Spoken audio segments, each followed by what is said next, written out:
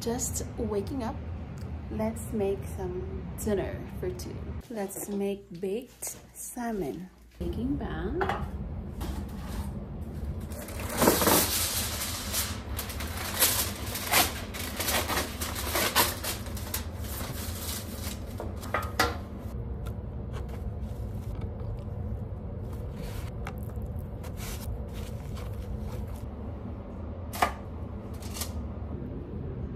Pwede siguro ito.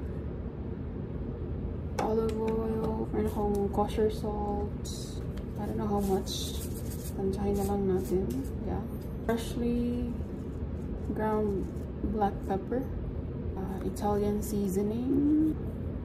Uy. Minced garlic. Wala na kaming garlic kaya ito ready to use yung gagamitin ko. But before that, i-preheat ko pala muna ito. Oven. 400 Fahrenheit. Minced garlic. About that much lang siguro. Ito na siya. Ito nakikita, but yeah. Tansya-tansya ko lang kasi yun siya. So I don't know really if I'm doing the right thing.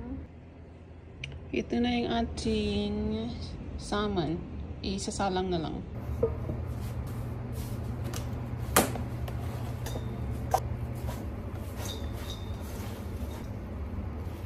Lagyan natin ng grape tomatoes.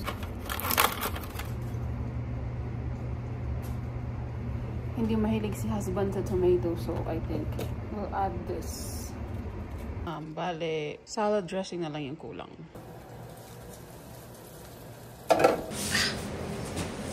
Hindi ko alam kung anong nangyari sa phone ko. I mean, I know. Pero sabi sa dito sa iPhone ko is ano na siya. Full storage na, so ibang camera na ginamit ko. Let's make some ano naman gagawin ko? Salad dressing. Pero tansya-tansya ko lang to, guys. Mata-mata lang. So I have here balsamic vinegar.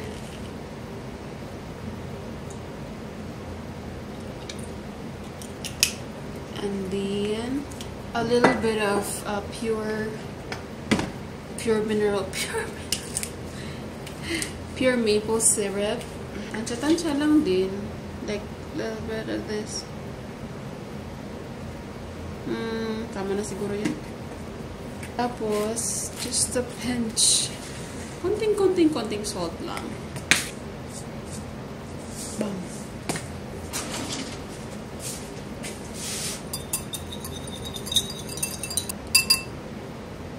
This is how it looks like.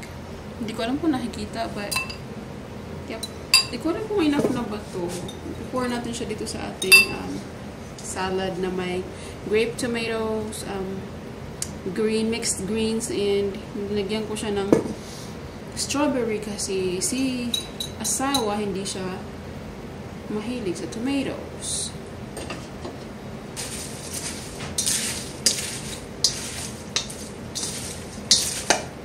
Ay, enough na pala siya. A little bit.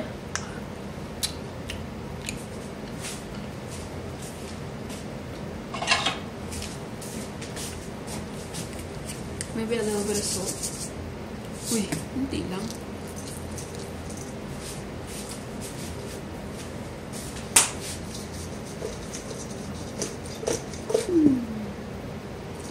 There you go. Tapos, i-ref ko na kasi tulog, nagpapahinga si husband.